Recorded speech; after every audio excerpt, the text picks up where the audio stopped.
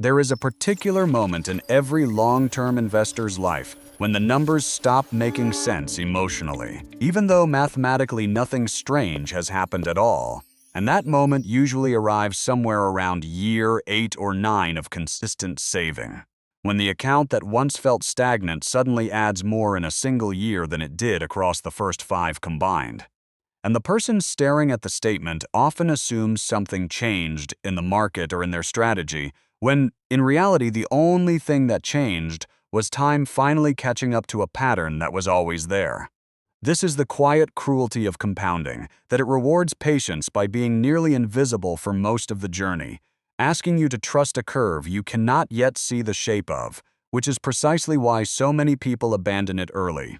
Not because the math failed them, but because their psychology was never built to recognize exponential growth, since human intuition evolved to read straight lines, seasons, harvests, linear cause and effect, while compounding behaves nothing like that, moving so slowly at first that it resembles a flat line, and then bending upward in a way that feels sudden, even though it was mathematically inevitable the entire time. Consider a modest sum growing at a steady average rate, the kind found in a broad, diversified long-term portfolio. And notice how the early years add small, almost forgettable amounts, while the later years, using the very same rate, add sums that dwarf the original contributions altogether, not because the percentage increased, but because the base being multiplied grew large enough for that same percentage to matter, which is the entire hidden architecture of exponential functions.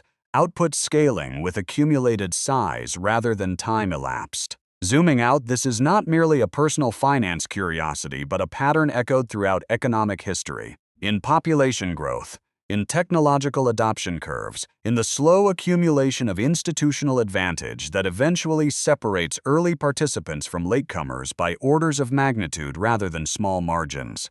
And so the psychological shift required is not one of urgency or excitement, but of identity, learning to see yourself as someone who is quietly building a structure whose value is not measured by this month's statement, but by its position on a curve still unfolding. Nothing here is fast, nothing is promised, and the outcome is never guaranteed.